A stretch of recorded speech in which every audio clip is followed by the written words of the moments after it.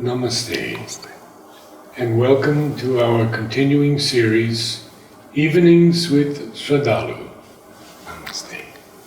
So we've had some questions on that we've discussed briefly, but they need a little bit more looking into, especially these binaural beats. There's an awful lot these days on vibration and the levels of vibration and healing. If you could cover that a bit. We can look at the question itself. Yes.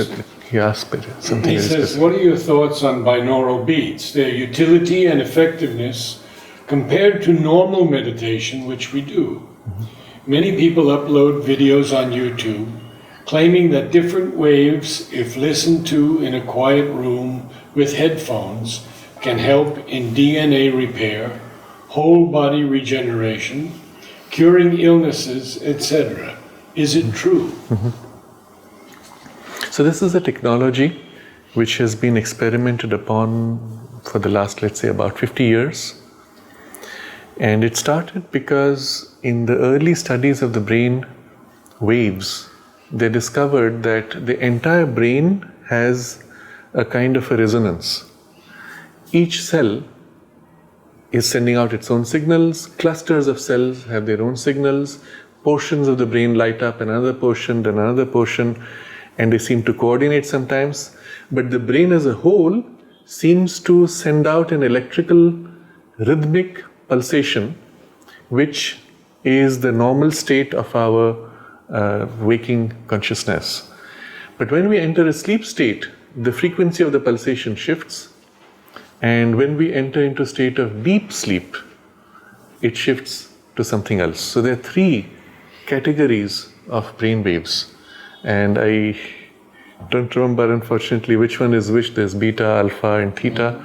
Beta is the deepest. Okay. Alpha is medium, I believe. Delta, gamma. Yes. So the idea was that the brain resonance is somehow leading to your state of waking or sleep or trance, because the whole science at that time was based on the idea that consciousness is a result of the brain. So the logical thing to do was to induce the brain to enter those rhythmic states, and that would put you into certain states of consciousness. That was the idea. Of course, from a yogic perspective, we will put it this way, that the state of consciousness, which is independent of the brain, compels the brain into a certain way of working. Yes. And so you can choose to shift your state of consciousness, the brain will follow. But it's not true that if you force your brain into a particular rhythm that your consciousness will change, necessarily. Yes, it might influence because there is a two-way connection, but it's not enough to put you into a state of, for example, deep trance. So the logic of this, you have to understand, comes from a Western reductionist physical model of consciousness, which says that the brain produces your consciousness. By tweaking brain waves, you will get your state of consciousness. Now, what they found was a meditator, especially deep meditator, could enter into the state of, with the brain waves at the equivalent of deep sleep while being fully conscious. So he would have eyes open, he could be in conversation if he needed, but the brain was pulsating at the state associated with deep trance or deep sleep. And so they said, okay, in that case, if we trigger the brain to go into these states, then we will be like the meditator. You will have attained the result of the meditation, because meditation is nothing but product of brain waves. Again, the logic goes the other way. How do you do that? How do you force the brain into those states? Again, this completely bypasses the point that even what's happening in the brain is distributed in different specialized parts. We are only looking at the overall rhythm. And that's all you're playing with.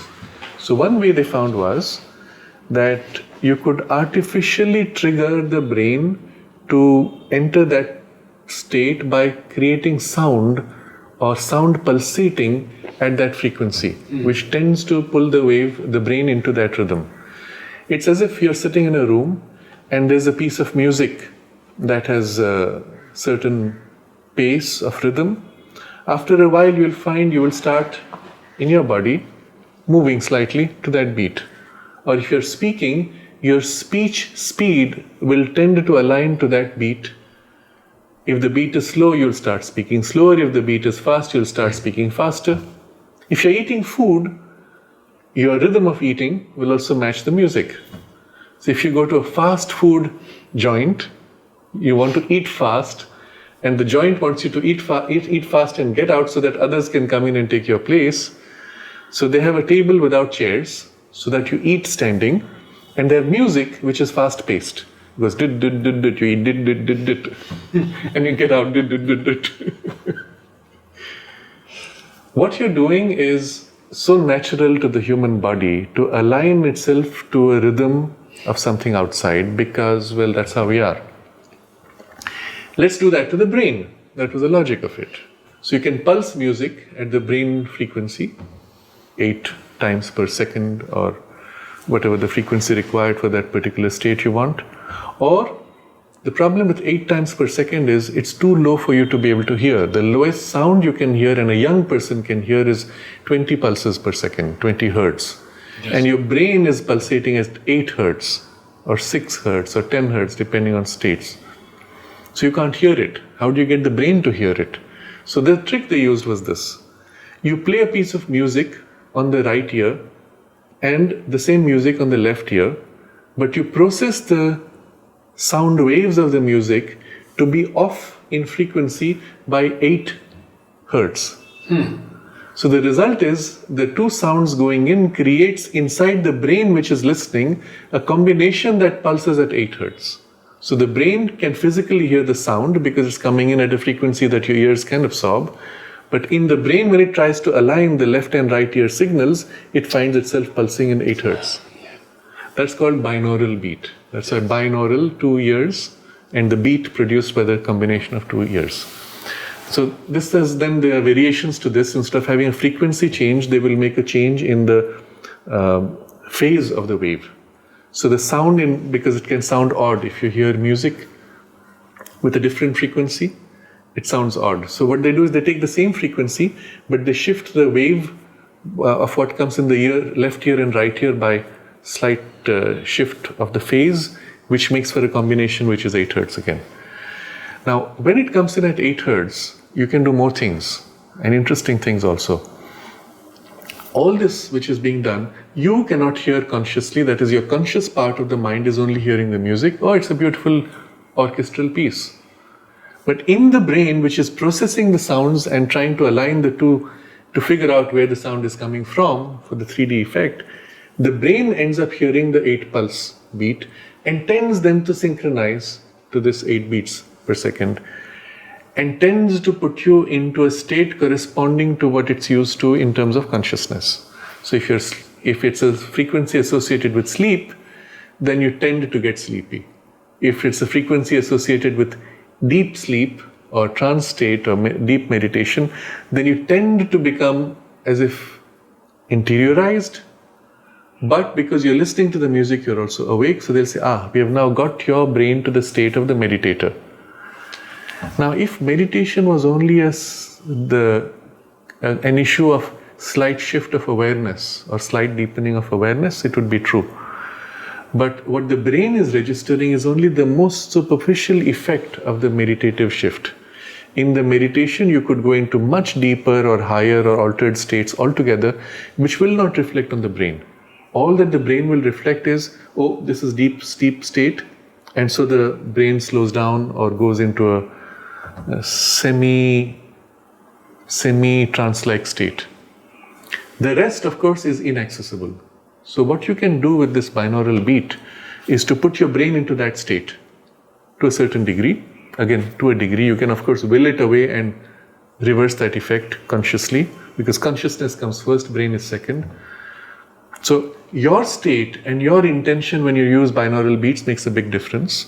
But having said that, the effect of binaural beats is very superficial and stops at that level. At best, it gets you into a relaxed state, conducive to deeper practice, which you still have to do. It doesn't get you anywhere there by itself. But because it can get you into that state, it can make you very suggestible. It is a semi-hypnotic state. So in the binaural beats now, you can introduce speech, which is a suggestion given. You are feeling relaxed, or now you're feeling happy, or your fear for heights will go away, things like that. And so in the binaural beat music, at that subliminal level which you cannot hear, one can introduce a lot of things. And that's the tricky part. You don't know what you're being exposed to. It's all subliminal. It's all subliminal. So you download a binaural beat, you play it, you might not know that the man says, buy more of my products, right? And suddenly you have this craving to buy more of binaural beats and you make a big fetish around it, when in fact all it's done is to program you to buy more And feel happy about it. Coca-Cola was caught doing this. They had the whole theater, and at the intermission, very, very rapidly, they would pulse this, and everyone would go and buy a Coke and popcorn or candy. The whole audience cleared out to buy it, and they were caught at it, and of course they had to stop. So in the cinema, the film frame is changing 24 times per second. Right. So it's flashing 24 times per second. Why is that important? Because up to 10 pulses per second you can make out the flicker. Once it crosses the threshold of 10 pulses, it goes to 11, 12, 13, 14, you can barely see the flicker. Some more sensitive people will still feel uncomfortable or nauseated, by the way, if the flicker is obvious. But once it crosses the threshold of 18, you begin to not notice it. When it hits 24, it looks as if it's a smooth movement. But in the brain, there are a series of images coming which are being replaced one after the other, and the brain has to process it to create for us the illusion of a smooth movement. Instead of seeing the hand go tut, tut, tut, tut, it gives you the illusion of a smooth movement. At that point, it's picking up each frame's content. And so it is subliminal. You are not conscious of what is projected. If a single frame in that 24 is replaced, which says, eat more popcorn, buy more soft drink, it flashes 1/24th of a second. You do not notice it, but the brain notices it and obeys it. It's a hypnotic suggestion. Now the same thing can be introduced in your binaural beats, and you wouldn't know the difference. So basically, binaural beats is no different from a good session of hypnosis. But with the difference that your state can make a difference. If you're going for a hypnosis session, you know you're going for it, the hypnotist will tell you relax and take you through certain states. Whereas here you think you're listening to music and it's going to do something to your brain, so you may not participate actively. The result may be that much weaker. But if you choose actively to participate, you'll still have the effect of a good hypnosis session. But with the difference that you're not conscious of what the hypnotist suggestions were. If you trust the source, you may do things, but beyond that, again, I don't give to it so much value. The idea that it will heal your body, it will regenerate your DNA and all that comes from the medical studies that show in deep sleep, there is the DNA repair or the cellular repair that takes place. In states of deep meditation, similarly, you can have some rejuvenation at the level of cells or in the brain.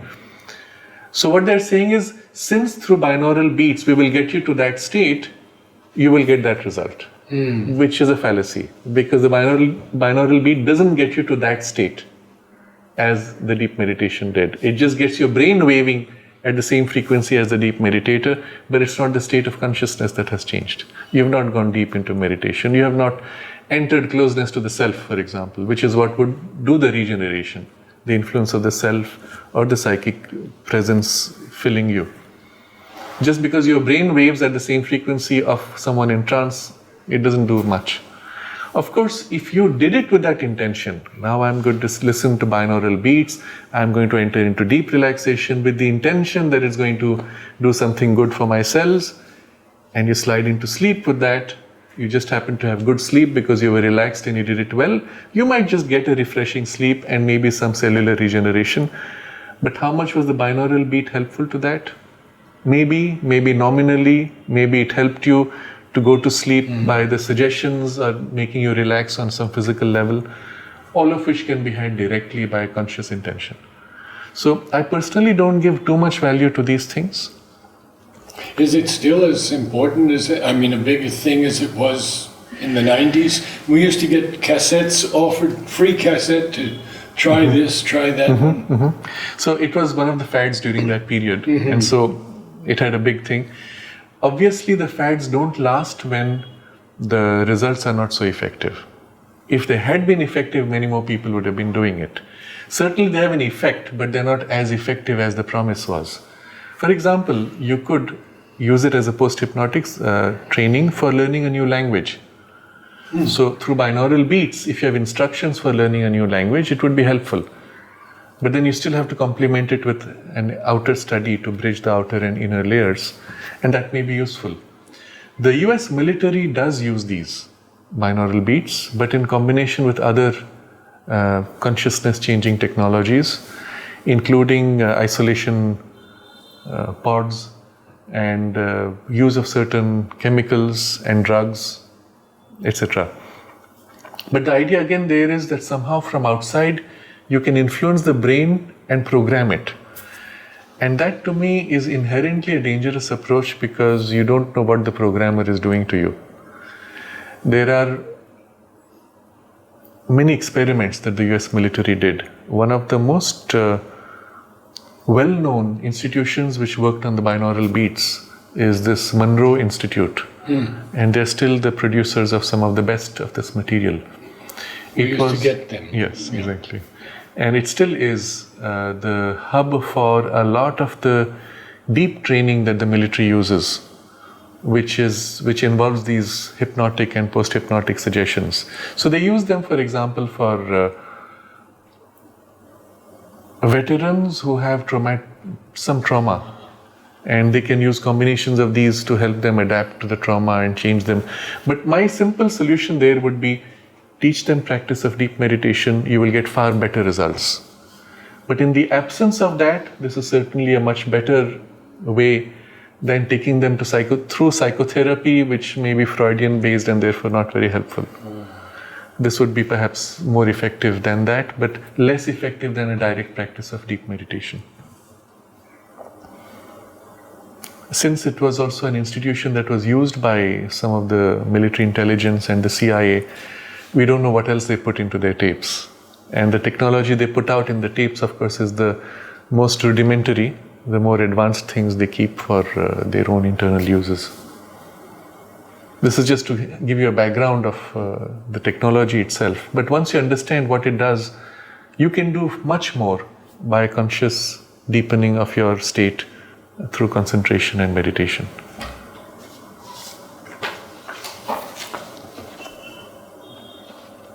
Sugar and its alternatives.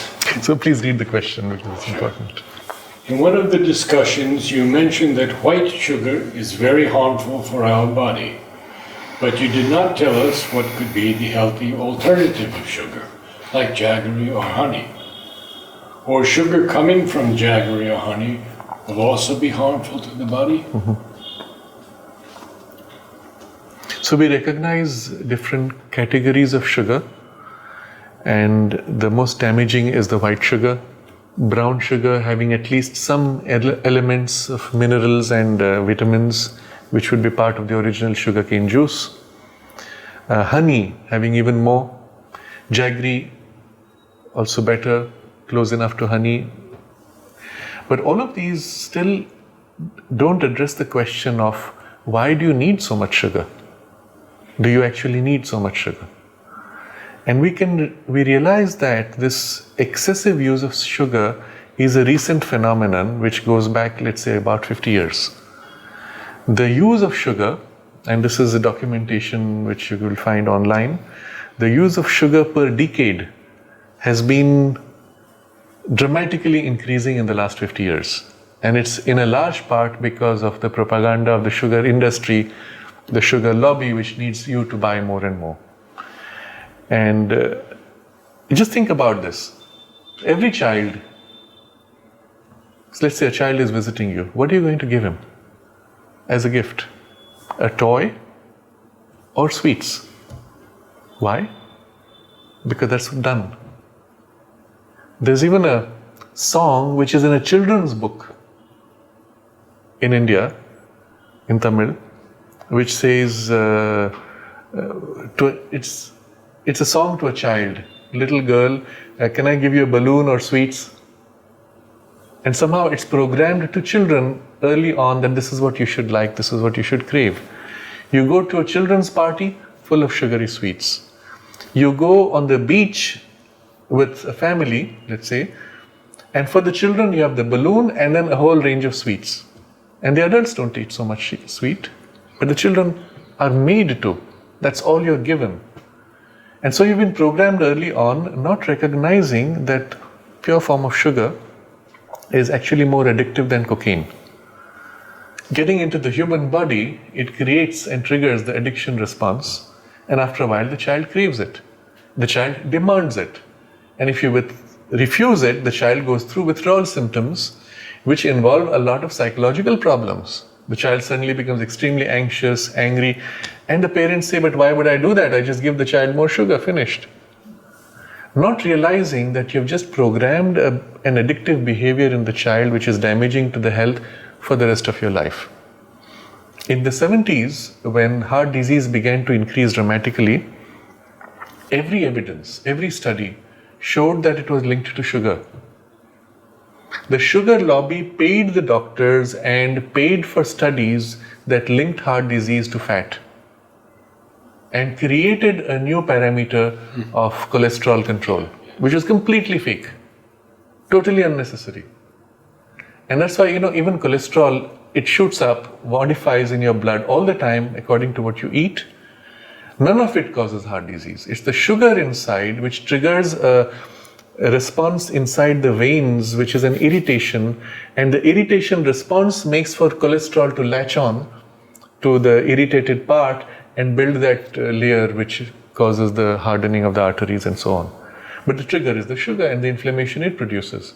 And so they buried that evidence, which more recently came out, but it appeared in a few select articles, in a few select journals, and then is quietly suppressed. It does not appear in popular newspapers. It does not come into your medical training. It does not come into your doctor's orders telling everybody, stop this excess sugar. So I'm going back to the starting point. Somewhere along the way 50 years ago, we were all taught to eat more sugar. And then we were taught to crave sugar and become addicted to sugar. So the question really avoids that point. Do you really need so much sugar? So I'm going to start by saying start cutting back sugar dramatically. If you find it too strong, if there's too strong of a reaction of the addiction, well, taper it off, but start tapering it off. And one of the ways that you should do is not just reduce actual sugar content, but even other variations of sugar, but also reduce carbohydrates. Because the carbohydrate in your food are converted into sugar in your body. Shift to what the body knows as its normal rhythm to convert fat into the sugar it needs, that is called the keto mode, ketosis mode, where it converts fat into energy rather than sugar into energy. If you eat too much sugar, the body says, oh, there's so much sugar, what do? I should store it. And it stores it as fat. But if you don't have sugar, the body says, okay, I need energy, where do I draw it from? And it takes the fat and converts it to sugar. That's called ketosis. So people have been told, and it sounds sensible, if you eat fat, you'll grow fat. Not true. If you eat sugar, you will grow fat. So if you have a problem of weight, cut back on sugar, you'll find the weight drops. Not just sugar, but also high carbohydrates. So we're speaking of bread, pasta, rice, and anything packaged.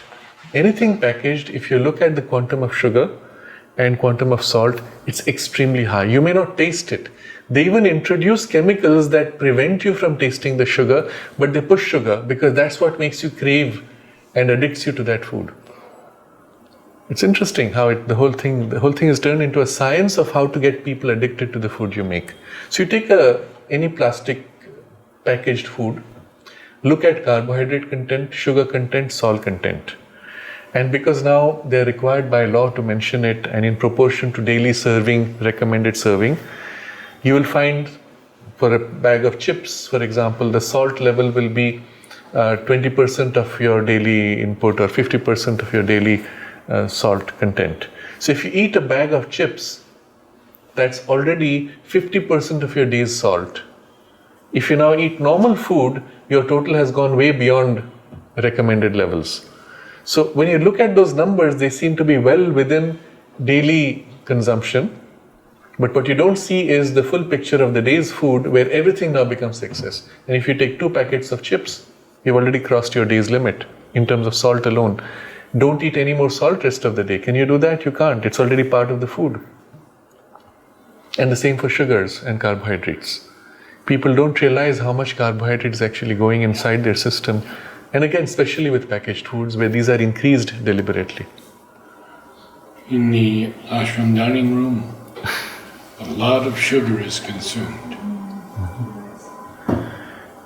How much is it? I don't know offhand because I'm no longer eating. Okay. So earlier you would have 1 spoon, which was put 1 spoonful of sugar. Is it still the same? Yeah. Okay.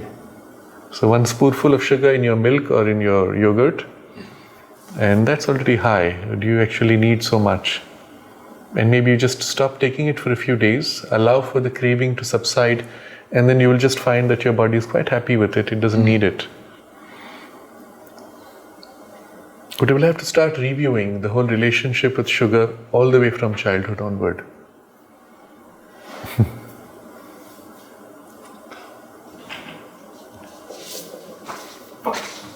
So do not make the mistake of replacing sugar by jaggery or honey of the same proportion or quantity. You're just falling into the same trap. The next question, as the Mother Earth is being polluted by fertilizers, chemicals, and industrial waste, what about the Ayurvedic medicines, herbal powders, etc., which Patanjali, Himalaya, and Dabur, like companies, are producing? Are they organic and effective, or due to pollution, the herbs have also lost their potency? So first of all, most of these are not organic. If they are, then they will state them. If they don't state them, then they are not, and you should know that. Patanjali Ayurveda, Swami Ramdev's industry, was highly respected or trusted because he was trusted and respected, and as a teacher of yogasanas, and for his health, for the benefits of health that he brought through his teaching. But once he moved to the industry itself was led by people who came from an industry background, and they had to process it within the industrial framework. And when the demand, because people trusted him, the demand shot up. He was providing the same products that multinationals provided at 1/3 the cost often. And so demand shot up every day. Every year he was growing in such large numbers. Today he's competing with the biggest multinationals with plan to double his capacity in another year or two, and so on. At that point, you have to ask, where do you get the resources to be able to overnight double your production? Eventually, it's going to overlap with the existing resources which are supplying to the other multinationals. It's a shift within the market. So then I came to know that, for example, for him to provide the necessary milk or butter, he had to outsource the production because his own cows cannot produce so much. So he had to outsource it to other cooperatives all over the country. And they were manufacturing and selling to him, and it was branding. And so you cannot say that what he started with is the same as what you have today. Then they began to get a lot of legal challenges, so they had to put up their standard of manufacturing, cleanliness, etc. So you can certainly be assured that it would be as good as any other multinational. It's much cheaper, etc.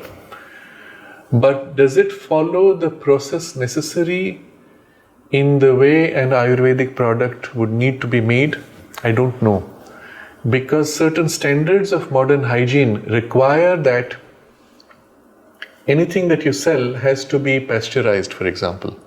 Milk has to be pasteurized. That means you heat it to kill all the bacteria, and with it, all the hormones in the milk will die, all the other living elements will die, and so on. Is the pasteurized milk the same as milk which you would have taken from a cow in a village setting 100 years ago? No. are these products now by these multinationals or national groups equal to the same product made in a traditional way in an Ayurvedic home? No. Do they retain the same benefits? I don't know. Do the herbs have the same benefits? Perhaps, but they also have a lot of the chemicals and pesticides. Would that maintain the same benefit? I don't know. I would think not, but they certainly do introduce poisons which come with the pesticides. So unfortunately, we are in a very strange passage where we want to rely on these medicines, but we do not really know what goes on behind the scenes. And the standards required for them to sell in a big way require them to compromise, and in a manner that goes against the traditional way of making those medicines or processing those herbs. For example, certain herbs you were required to pluck at certain times of the day. It had to be early morning. You can't do that in an industrial manufacturing plant. Ideally, certain products even were made from milk that came from a cow which had just given birth to a calf. And in the first 3 days, there's a particular content in the milk which has immense value. The colostrum, is it called? And some other variants up to that, which will be there only in the first 3 days. Now, you cannot have a product that is sold in the millions coming from cows which have given birth within the first 3 days. It's not possible. So they probably go through a similar process, but taking milk from conventional cows. And then they take milk from Jersey cows because they give 5 times more milk. Much more milk, yes. But the Jersey cow has a protein which is fundamentally different from the Indian cow, and so will have a very different effect from an Ayurvedic point of view, and so on. So I'm not sure whether we can say all the medicines are as good as they should have been, but in the absence of anything else, well, you take what you can get.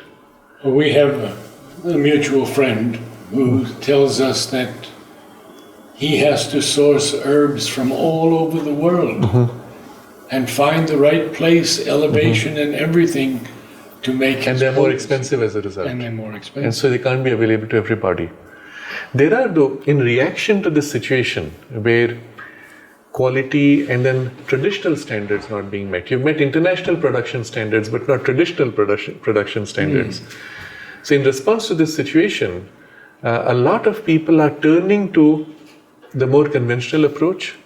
I recently, for example, mentioned this before in a discussion on milk, but to repeat that, there are farms which are coming out with A2 milk, that is milk made from traditional Indian cows, which are free roaming, grazing grass traditionally, and they're happy. They've not been pumped with hormones, they've given birth naturally to the calf. Calf has drunk milk before they have extracted the rest of the milk for the purpose, and then the milk is churned and made in the traditional way. Yes, it's more expensive, twice as expensive, sometimes 3 times as expensive. But for people who are particular about that and who consider it important enough and can afford it, that's the way it's going. So what I do see, and I'm hoping it will catch on in a big way, is farms coming back to their old traditional way of milk production as well as food production. And if there is sufficient demand, prices will go up, but with it your health will also go up. And illnesses will go down. Is it worthwhile? So you may save money on the food and take pesticide-ridden, low nutrition food and fall sick and then pay large sums for your cancer treatment, or you may pay a little more to get healthy food and not fall sick and have a healthy life. And it's a balance that you have to choose in some way. But I do believe that if this can work out, we can get even lower cost for these foods. It used to be a sustainable agriculture, isn't it? Going back 5,000 years. The system didn't collapse. And yet everybody was happy and everybody had enough. So it should be doable. People are also choosing alternatives like almond milk and other milks. Yes. When I the think milk, it's a good idea. Yes, when the milk has too much poison. But I still ask the question, why milk? Because since childhood you were Good told question. a glass of milk every morning because it was healthy then. And now you have cows which give 10 times more milk, but which have 1/10 of the nutrition. Is that glass of milk still relevant? So you buy a milk carton which is fortified with calcium, which means they just added chemicals for the calcium, which you were getting earlier in a glass of real milk from the cow. And if finally what you're getting is fake milk, colored water with chemicals in it, well, drop the idea of milk completely. Do you need to drink the milk? So one of the things which this whole situation has done is to make us question the value of certain traditional habits. Yes, they were valuable in the way they were done, but if you're not doing them the same way, is it worth it? So why do you want almond milk? Well, if you need a white colored nutritional liquid, yes, almond milk is your replacement. But if you don't need it white colored, eat fruit, eat vegetables, eat something which is healthy in any case. You don't need to drink just because it's white. The logic is protein and calcium. Protein and calcium. So you could have protein and calcium by other means also. It should be there in your food. If it's not there in your food, then certainly almond would be a way. But my question again will be, if you're going to take almond milk, why can't you eat almond? Chew it well. It creates the milk internally. Just because the milk is concentrated from almond. But there's a benefit to the pulp also, which you would throw out in the milk. So with the cow, it made sense because it had protein, it had calcium, it had also B12, which vegetarians don't get easily from other sources. So it made sense there. Once you've dropped that milk, you may have to review, but rethink from scratch. You may end up with almond milk, but not soy milk. Soy milk is another of those replacements. You want a white colored liquid, so you put soya. That's a danger. Very dangerous. Danger. 94% of soya in the world is genetically modified to grow faster and give more bulk to be used as cow feed. So to get real soya, which is originally healthy with high proteins and not GM modified, is very difficult. If you're lucky enough to have that, soya has a very strong hormonal mimic which matches estrogen. So with women it's fine, but even to them it might overload the estrogen content. With young boys it can create excess of estrogen and create imbalances at a hormonal level. So I don't recommend soya because of its hormonal effects. Almond milk is fine. We've covered all those questions. Yes.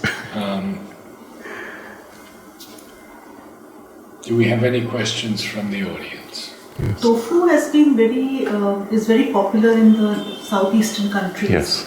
So tofu is made from soya milk. Yes. So what do you say about that? So if tofu was made from a traditional soya, it would be fine. If it is from GM modified soya, I would not recommend it. Still, it is coming largely from the Japanese space, I believe. I don't think from there it has spread everywhere else. In the way they prepare the tofu, they also pass it through a fermentation process, which changes completely its nutritional content. I don't know what it does to the element of the hormone mimic, the estrogen content. I don't know what it does. I cannot really comment. But the general observation I would make is go with what your body has adapted to in heredity. So if you're in Japan as a Japanese body who is used to having soya and tofu for generations, the body has adapted, it's fine. But in India, perhaps I may not recommend that.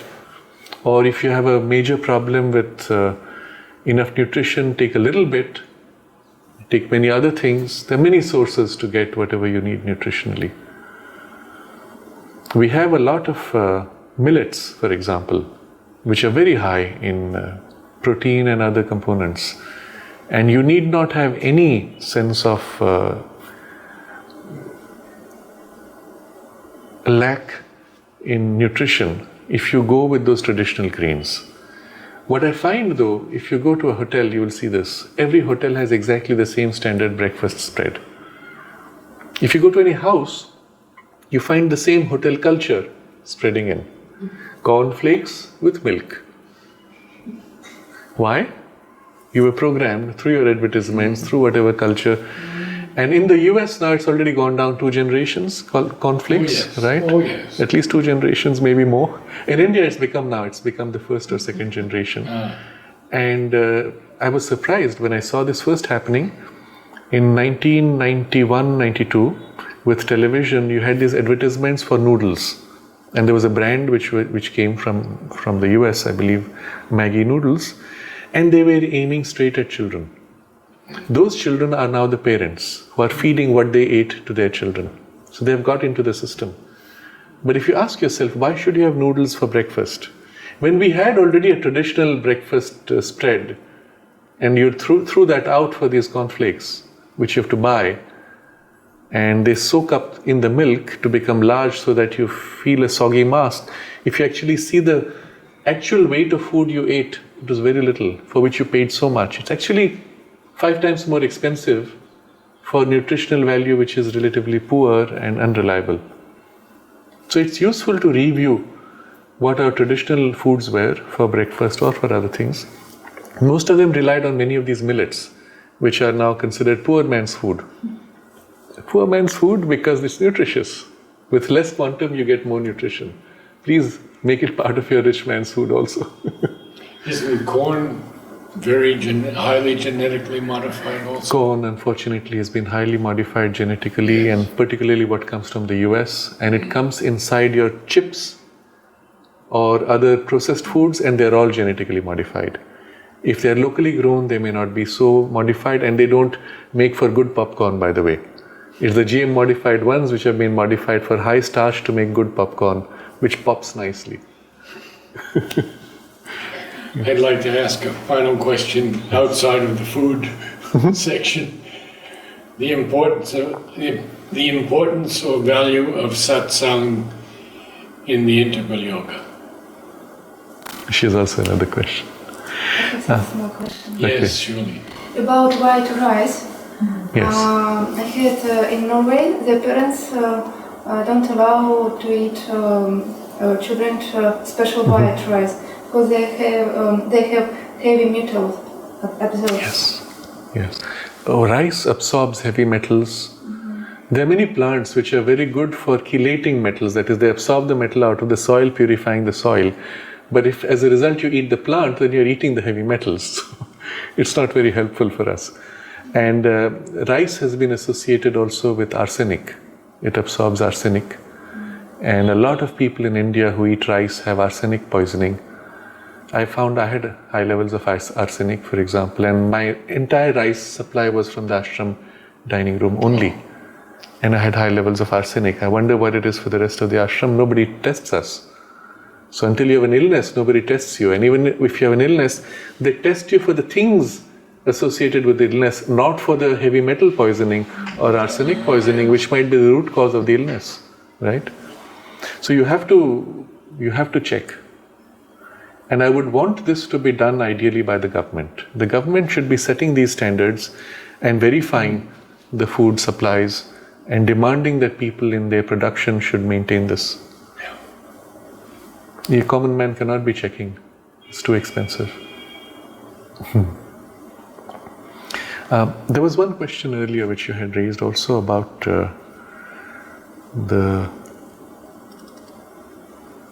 regarding the climate. In fact, we started with this about climate changing. Yes. Remember the first question? And whether there's any hope, and the person had asked that he had faith in the supramental action. So I want to conclude with this question.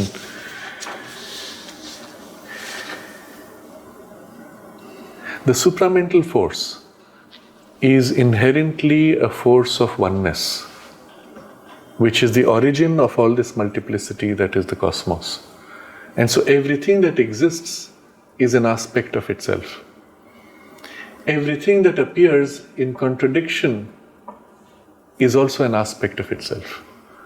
Even the poisons are an aspect of itself.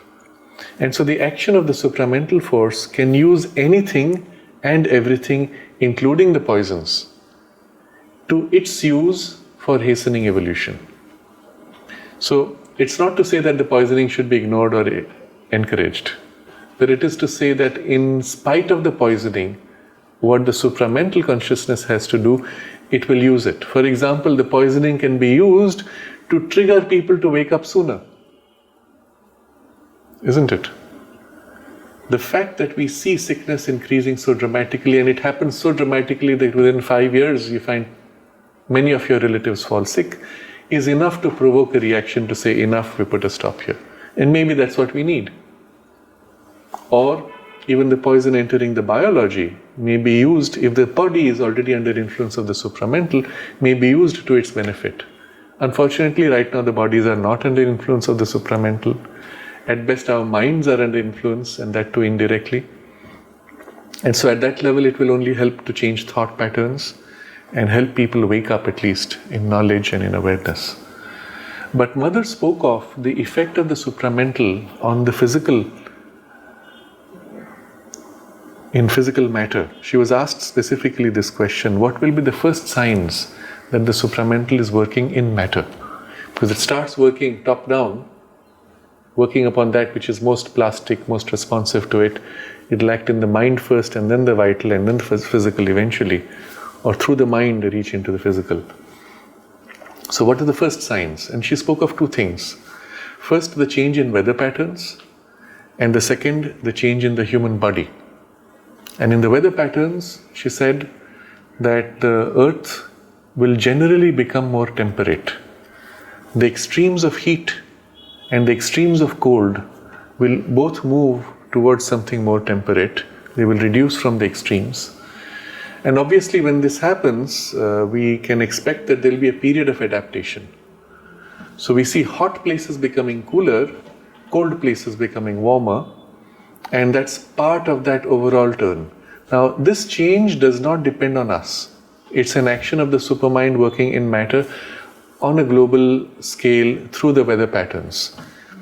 Again, it will use human processes, excess production of whatever, heat or cold or carbon dioxide, etc. It will use all these, but it doesn't depend on them, it doesn't need them. But it can use them to hasten that transition. So what we are seeing is a change in weather patterns for sure. Even if human activity is one of the major causes, there is also this other action which is working to modify or use even that cause to correct for things. But the biggest problem, even with carbon dioxide, which is a big thing now, is the trees we are cutting. If you plant more trees, all your carbon dioxide problems should reduce, and all your weather will become more temperate. So maybe that may be one of the agencies in which even the supermind will work in matter to bring back a even weather, which will lead to one of the very surprising results that the mother spoke of, even snow in Pondicherry and in Auroville at some point in the future.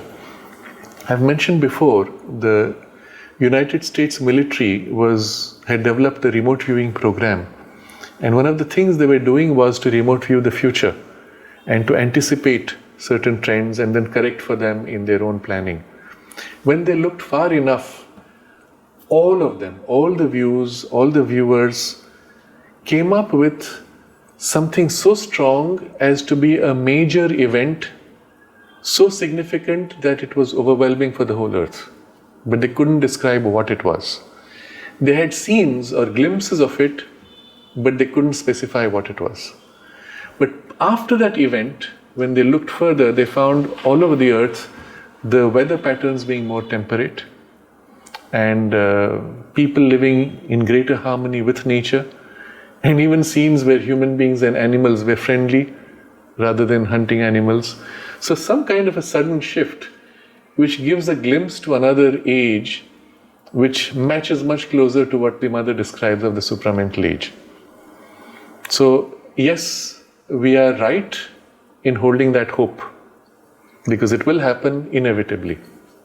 When it happens, what the nature of the transition will be, that is left to us and the actions we choose individually and collectively.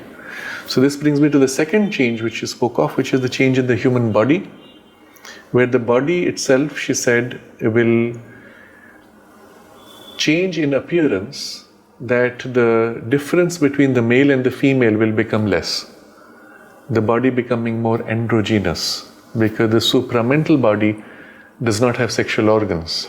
So, in appearance, more androgynous. In terms of consciousness, of course, the masculine and feminine will be there, but the form of body tends to become more androgynous. And so she said the difference between the male and female form will be less. Now we have in the ashram the records of all the past students since the physical education program started.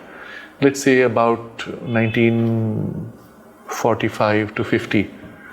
And so 1950 onwards, now 70 years of medical records of all the children from age 5 to 95, as long as they were in the program.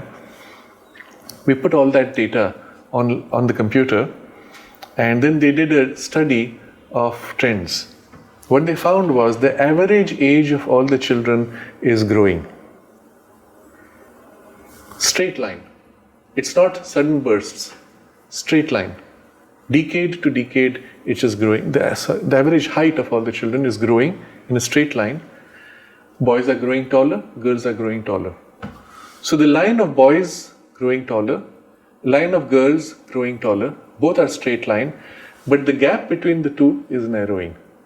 Interesting. Very interesting. Yes. So girls are growing taller, faster than boys, catching up as if in the trend line, approaching something which will join at some point. Sometime now, sometime in the next decade, if you see the projection. It's a very interesting idea. And nothing has changed fundamentally in the food. If anything, nutrition quality has dropped because the food has less nutrition. Otherwise, we're eating the same food in the dining room and in the children's kitchen, corner house. Pretty much the same going back 50 years. So it is independent of nutrition. Exercise program is exactly the same. It has not changed in the last 50 years. So independent of exercise. What is controlling this growth? Interesting. Now you could say some of it would be tied to food and hormones in the food, but it wouldn't match in the 1950s and 60s because most of these hormones came after the 70s, or in India at least in the 90s. So what would explain that steady height? And that can only be explained by an action which is dependent on nothing else, and that is the supramental force and its action in the world. So we are in a very interesting phase where, with or without our awareness, things are changing at a material level, and of course at a psychological level much more rapidly and profoundly. But when we become aware and when we put ourselves in alignment, at least in aspiration, to that higher consciousness, then its action enormously accelerates within us. And things can happen which we could not imagine. And we are in for a very interesting phase in evolution. That's all we can say. Longevity of life? Longevity has to increase, which has also increased. The medical science will claim it is the result of its efforts. Certainly what medicine did was to prevent premature deaths from illnesses which were curable.